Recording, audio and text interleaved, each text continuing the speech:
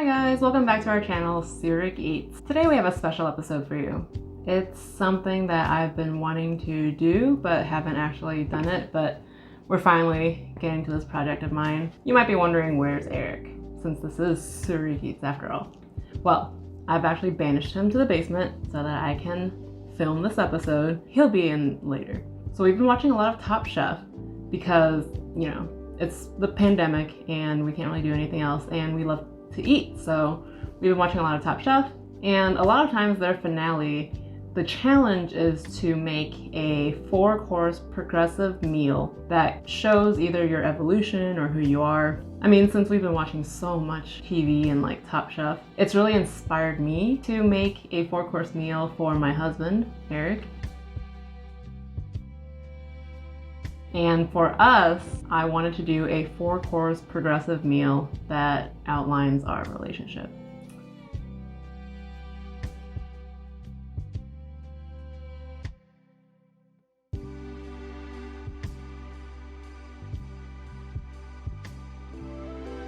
This is a really personal meal for me, just because this episode is dedicated to my husband, Eric, and because he's such an incredible human being. So let me start off. I'll give you guys a little background. I was raised in the Midwest, and I've been in St. Louis all my life. I'm the typical average person, suburban girl. Nothing really exciting in my life. I'm not one to really take risks, and I didn't even move out of state or out of the city for all that matter to go to college because I'm very family oriented, and my family has always been very important to me. My parents, my siblings.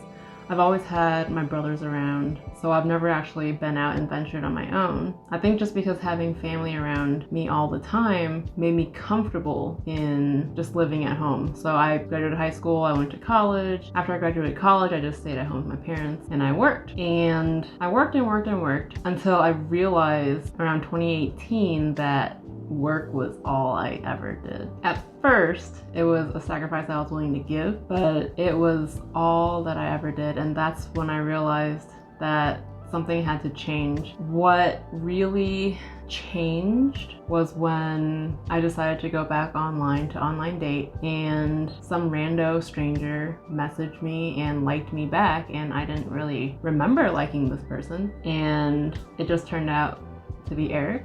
He liked and messaged me back, and I was bored at the time. There's a better way to phrase it.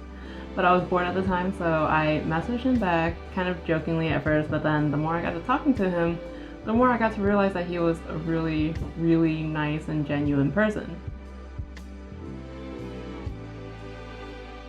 So then I've started messaging him more, and then that just became the highlight of my day, coming back from work and messaging this guy.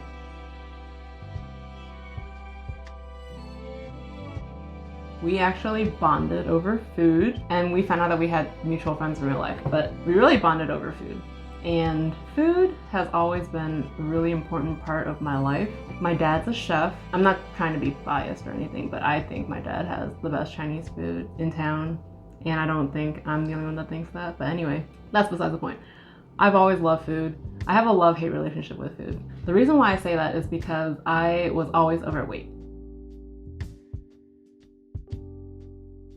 So I grew up as the fat kid. I'm still not like your average thin, what you think of when you see a normal Asian person. But I've been one to be a little thicker and carry more weight. That has always caused me to have low self-esteem. And I'm not trying to make this like into a counseling session or anything, but like growing up, I was always like shy and not talkative because I felt ashamed of my body. I was always jealous of the normal Asians because I felt like I was unaccepted by my own kind because I was overweight. So it was hard for me to accept myself. But I love food. Like a lot of people, for instance, my sister, she likes food, but I don't think she enjoys it as much. Like if you were to take a scan of my brain, I think you would see the pleasure centers really light up whenever I eat something delicious. So, needless to say, I overindulged, and I definitely was very overweight. Obese, actually. I was obese.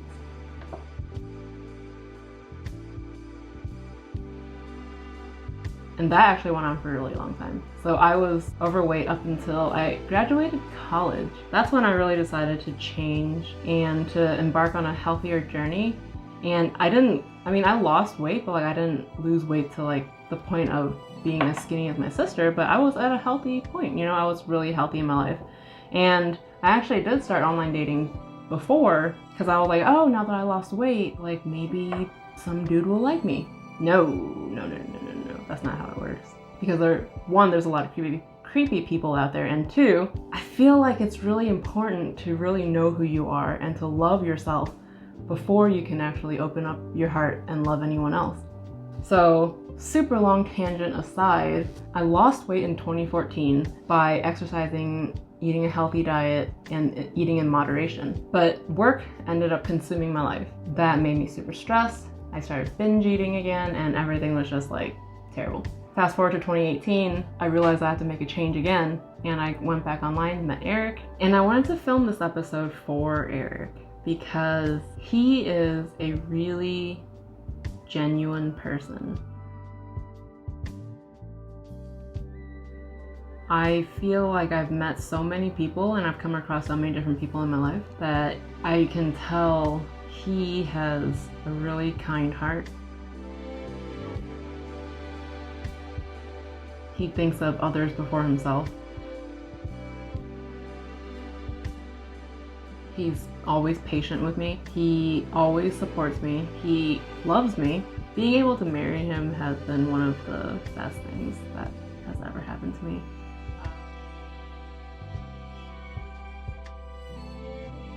And I'm like trying so hard not to cry right now, but he is like so important to me.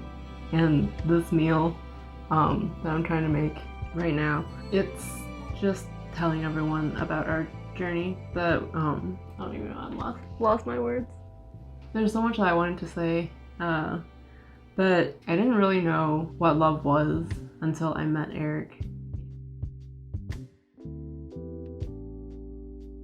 And there's no words to describe ever how much love I have for him in my heart.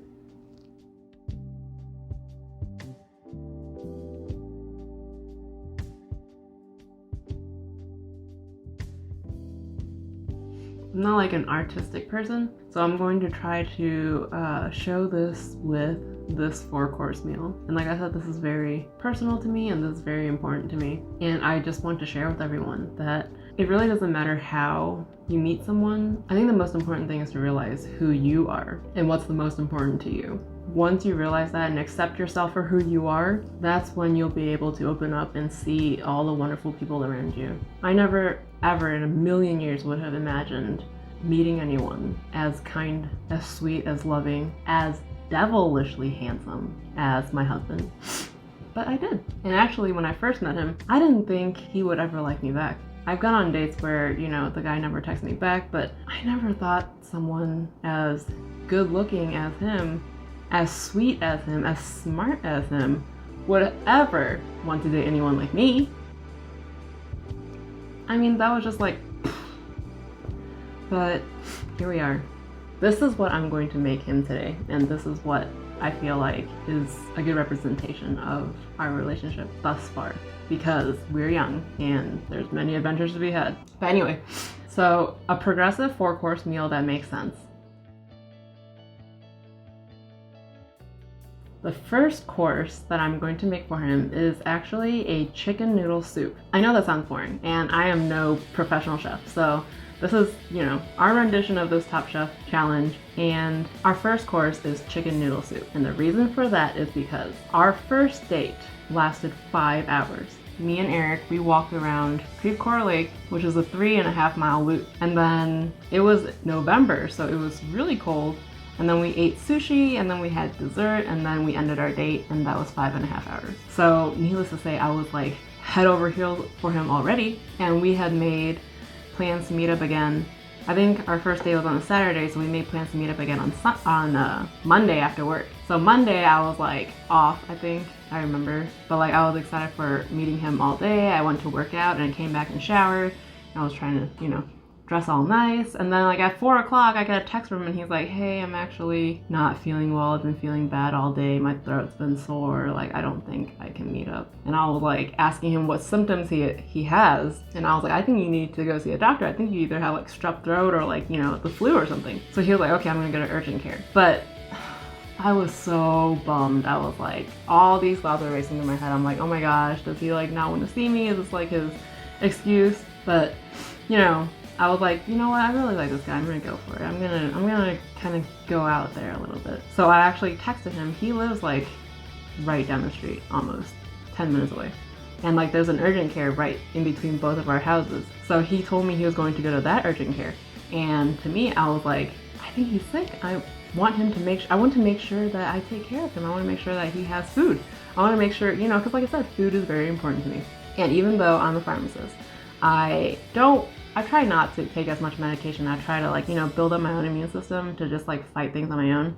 So I wanted to get him some chicken noodle soup. I went to Panera or, you know, whatever, Breadco. I went to Breadco and I got him some chicken noodle soup and I actually took it to the urgent care and met up with him while I waited for him to get his prescription. So, you know, our second date, I actually consider to be at like an urgent care. But another reason why I decided to make chicken noodle soup, and I'm not actually going to be using egg noodles, I'm actually using rice noodles. You know, in addition to showing my journey with Eric, I also wanted to kind of show a little bit of myself. Chicken noodle soup is one of my all-time favorite soups.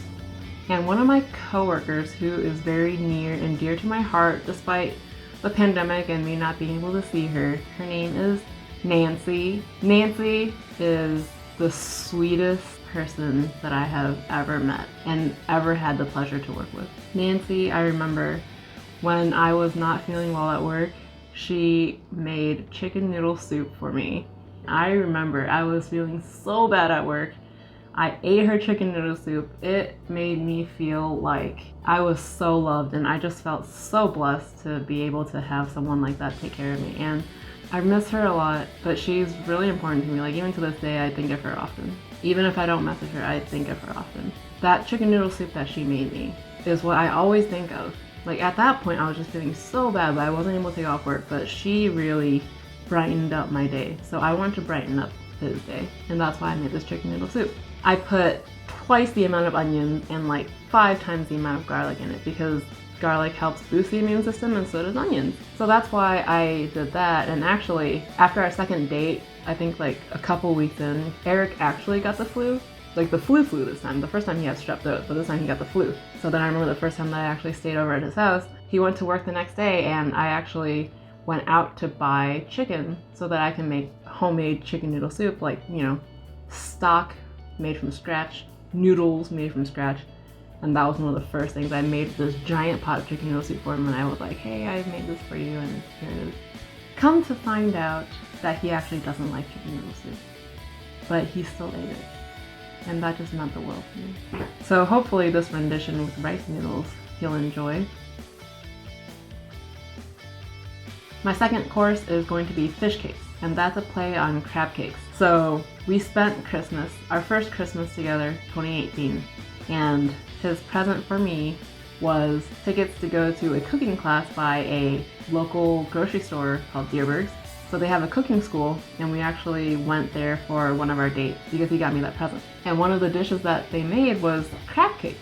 And I was like, you know, crab cakes has always been one of my favorite appetizers, and I just never knew how simple it was to make. So the recipe that they gave us at Deerberg's, it was so easy, but crab is expensive. So during this whole quarantine thing, we actually had a little quarantine kitchen. You can see the playlist. But in quarantine kitchen, I actually used cod fillet to make fish cakes, and it tasted just as good, if not better, than the actual crab cakes at like maybe a third the price. I feel like that's a good second course to have, fish cakes, because he gave me that as our first Christmas present, and we actually ended up taking a lot more other courses at Deerberg's. We continuously went back. We celebrated his brother's birthday there once, and like we just learned a lot of recipes. It was super fun, and like the instructor, we went so much that she like knew us. We did a lot of cooking classes, and I never cooked, even though my dad's a chef. I never used to cook, but Eric And all these cooking classes really inspired me to think out the box and actually start cooking. So I've actually cooked a lot, and I feel like this dish represents me growing. In addition to cooking Asian food, I've branched out to cook pastas, I've branched out to cook American food, Indian food. So I think this dish means a lot to me, because in taking all these cooking classes, learning all these new recipes, it really inspired me to cook more and to, branch out more in terms of my cooking, to find my own cooking style. For my entree, I am making a Korean tteokbokki, which is a Korean rice cake. Except you might call it tteokbokki because I'm going to add ramen. So it's going to be a bed of ramen noodles cooked in the same sauce as the spicy rice cake, along with a hard-boiled egg. I felt like this is a good representation of our relationship on the next level, because prior to meeting me, Eric had never gone on an international trip. Our first international trip was to Canada, which was kind of, just testing the waters. But our true international trip together was to South Korea. And when I met Eric, he actually had this cookbook from this Korean maangchi. She has her own cooking channel, but he actually had her cookbook, and to me, I was like, oh my gosh, he's so worldly. He's so willing to try new foods. He likes Asian food. It was just so inspiring to me. So when we took our trip to South Korea, one of his favorite things to eat was rice cake. And it was just so hard for me to think of how to elevate this dish and to how to make it seem like an entree and not just a side dish, which it is. It's just a side dish, but you can make it into an entree. So adding the ramen noodles, which my friends and I did in college, that'll give it the carb. But I made this because one, it's his favorite dish, and two, it's our first international trip to Asia, and I feel like taking a trip with someone really solidifies your relationship. You're spending 24 hours a day, for a whole week with this person, and you still want to be with this person. So clearly they mean a lot to you. So going on this trip really meant a lot to me, and I think it really meant a lot to him. Even though it doesn't make sense it kind of makes sense with the rest of my dishes, but just to me, I feel like this is a really good entree to serve him, because we both like Asian food. I cook a lot of Asian food and he loves it. He loves spicy rice cakes. This is hopefully an elevated dish for him. And then my final course is going to be a dessert, key lime pie bars. Hopefully it'll turn out right. But I'm making key lime pie bars because it's, number one, his favorite dessert, key lime pie. And number two, I feel like it's an appropriate end to 2020. 2020 has been a rough year, but you have to make the most of everything. You have to make the best of any situation. Even though it was a rough year with the pandemic and all, we were lucky enough to both have our jobs. And also we were lucky enough to get married.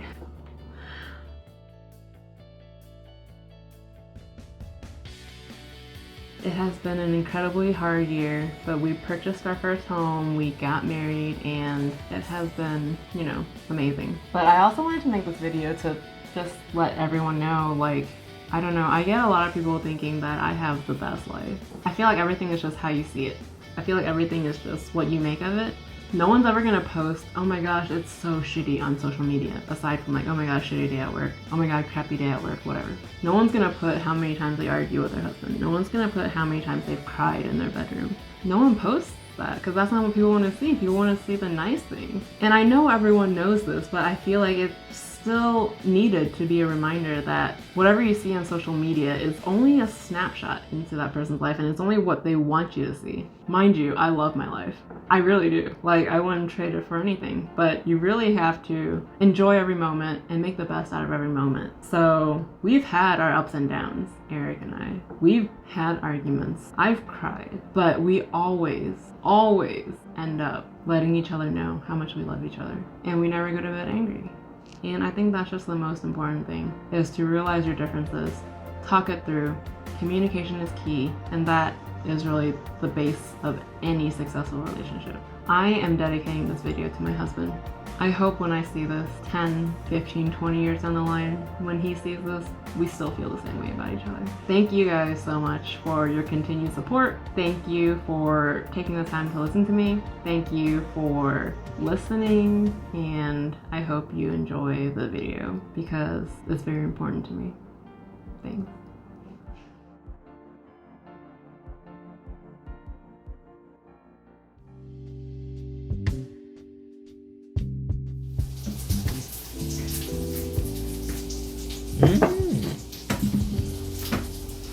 I remember what this is from. So Susan is going to go off to continue cooking me more food while I am going to just jump right in and keep this serving company. I don't know what to do with this.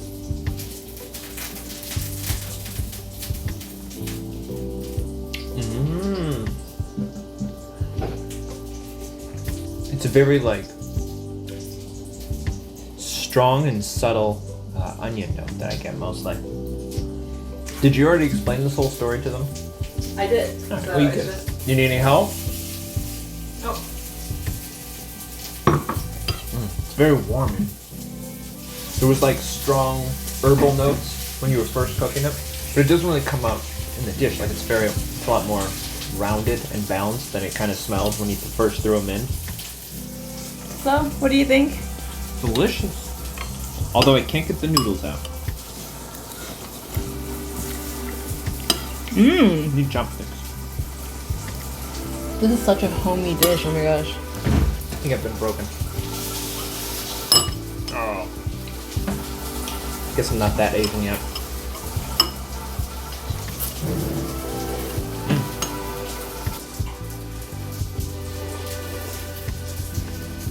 The extra onions are for extra health. Ooh, so I try.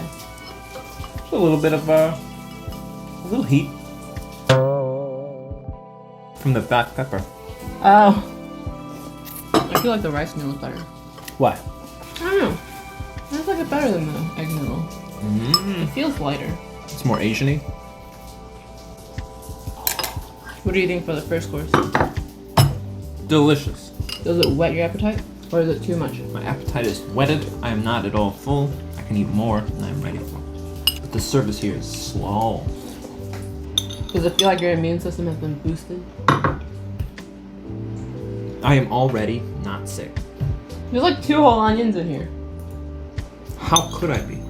And a whole head of garlic. Time for the next course.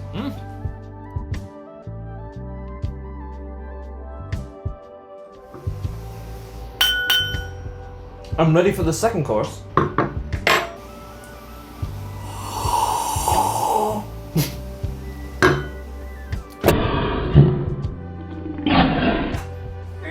Why did I drink it like that?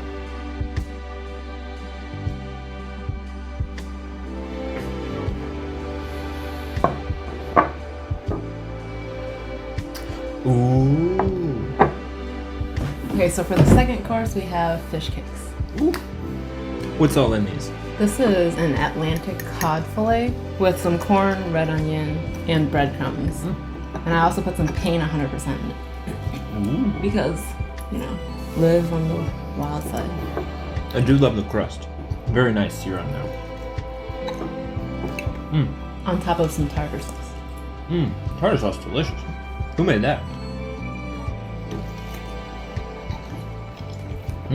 This is still one of my favorite dishes. Me too. The pain 100% really comes through. Yes, it does. It's just the right amount of tartar sauce, too. The schmear. Just a schmear. It's got everything. So many different textures, so many different flavors.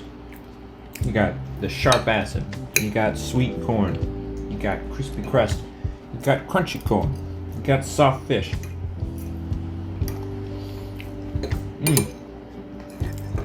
I can have a second one, right? Yeah, it's definitely one of my favorites.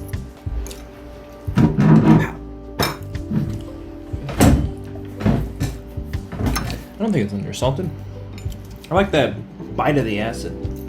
You mean for the fish cake? Maybe a smooch. Yeah. Smooch more salt. That heat's catching up with me though. What heat? Pain 100%. It really comes through. Like the onion. This is such a quick dish to whip up too. It's a good lazy weekend dish. Yeah. We've made it many a times over lunch. And this is far superior to the version we made in that cooking class. With actual crab. With actual crab. I love you. Oh, I love you too. I am ready for the third course.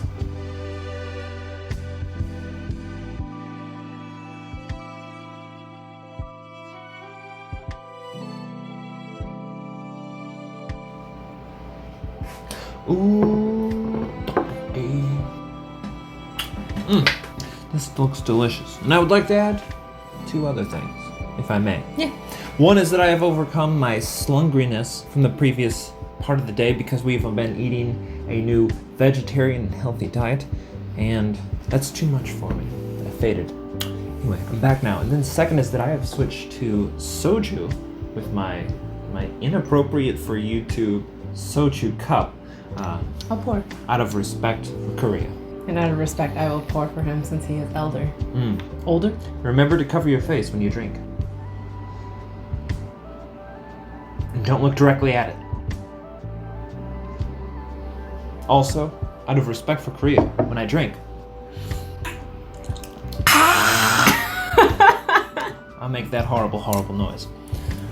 So this is the third course. Tteokbokki. Tteokbokki? Yeah. Why tteokbokki? Because it's ramyun with tteokbokki. Thank you for not putting American cheese on it. I hope you enjoy it. I did have it in my mouth, sorry. That's hot.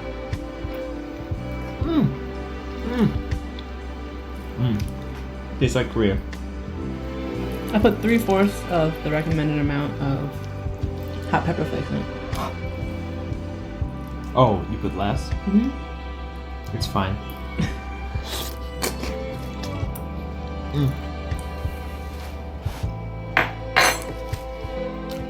All over my face. I feel like every time we got this in Korea, it was wrapped in it was served in like a styrofoam cup. And they usually serve fish cake with it too. I will say, throughout our travels in Korea, even though I got this everywhere, it was not nearly as good as this. I think that was our conclusion after our Korea trip, right? It's better making it yourself at home. I mean, it could be a difference in taste because everything I tried there, I was like, I think we make better Korean food.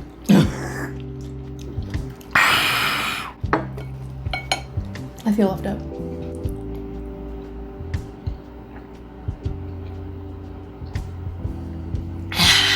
That's better. Oh. Huh. I don't like tteokbokki. That's why mine I gave myself more ramen. How could you not like it? What about it don't you like? Too chewy? Yeah. Oh, I love the chewiness. Give us some bite. It's like a noodle with some character. I'd rather have a noodle. Well, you have both. It's such like a thick, spicy sauce. And I love it. And it's all over my face. I forgot how to say everything in Korean. Except, 안녕하세요. 감사합니다. That's all you need. One of the first friends that he met of mine was from Korea. Susan. Shout out Susan Lee. I will say, the best Korean barbecue I've had though was in Korea. Oh, hands down. And you didn't even get to try Jeju either. Next time. I'm still wondering why they just don't drink straight out of this bottle because not that much alcohol. That's coming from someone who's mixing soju and wine. So that was another consideration in my courses. I was gonna do instead of a soup, I was gonna do a kanji. But then I was like, there's only so many times I can reference the Korean trip, so.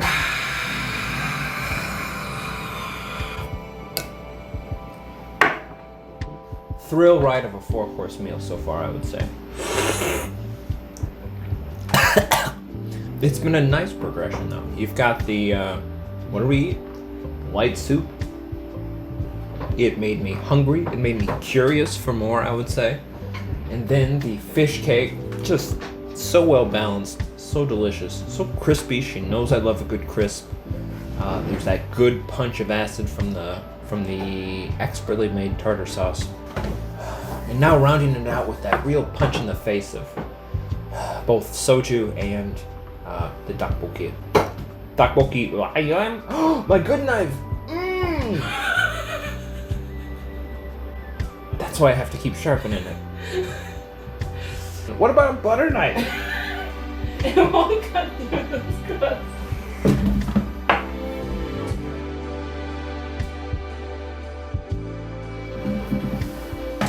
False alarm. That was not my good knife. Is this even on? So to that I say, I am ready for the fourth course.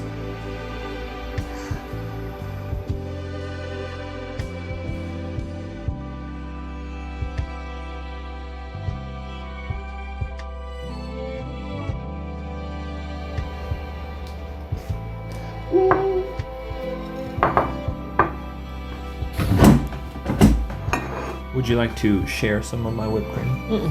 My whipped cream? Can you guess what this is? This is a key lime pie bar.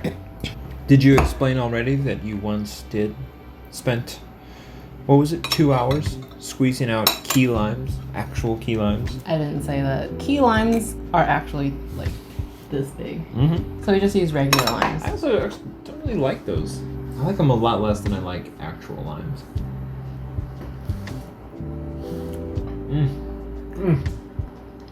Ah. So good. Is it okay? Delicious. Oh, so limey too. How's the crust?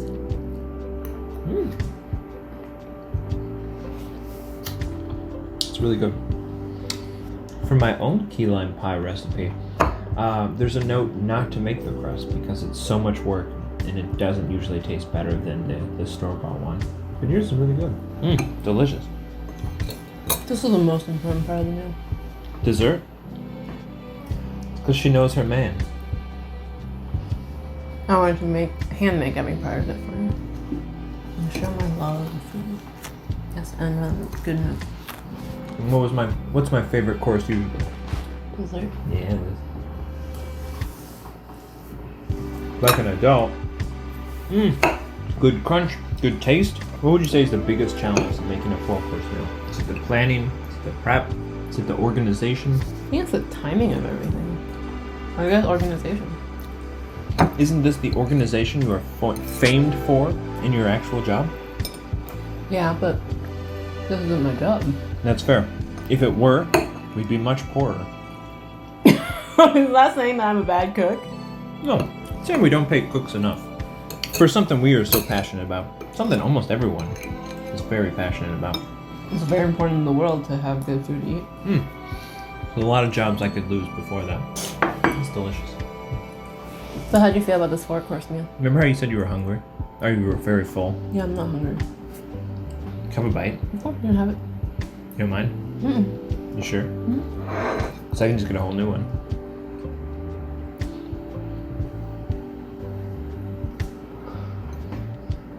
Which was your favorite course? This. Second favorite course?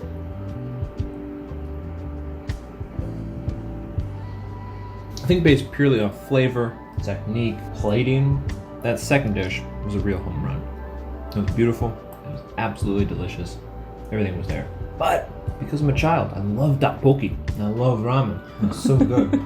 And I love how spicy it was. It really woke me up, filled me up. It was delicious. It was a great time. That fish cake, man, I can post the recipe. It's just so easy to make. I actually don't even know exact measurements. I kind of just like eyeball it. And if you haven't watched that episode of Quarantine Kitchen, it's worth checking out. She does a great job there as well. Chicken noodle soup was delicious. It was very warming. It was a great way to start the meal. I told you afterwards behind the camera that I could just drink a cup of that all day long. That broth was nice and warming. I liked it. And I would be downing shots of it if you kept filling them up. But chicken noodle soup, just as a general concept in life, it's an important part of our history and it deserved to be here in this meal. I expected it. I'm glad it was there. I don't know, soup. I make it so that he drinks it to boost his immune system. It's not about the meal. It's about keeping me alive. And how long have you been without getting sick? 5 years? I have no concept of time. I think it's been ever since I had that soup for the first time. Yeah, I think so. Crazy how things work, isn't it? Suspiciously so. What are your thoughts? Would you do a 4-course meal again? I think 4 is a little bit too much for us at home. Maybe 3. Is it too much for one person? Yeah. I think 3 courses for a home meal is good. I think 4 courses for a home meal is overkill. I was full after the noodle soup. I'm debating whether or not I should have another slice. Does it ever get boring that I keep making key lime pie? No. I can make it for the rest of our lives and I'll be pretty happy with it. Can I actually have another piece? Of course.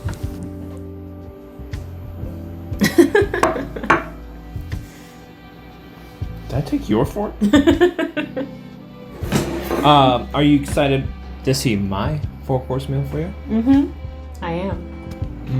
This is a fun challenge. I had a lot of fun making it. Oh, I had a lot of fun planning.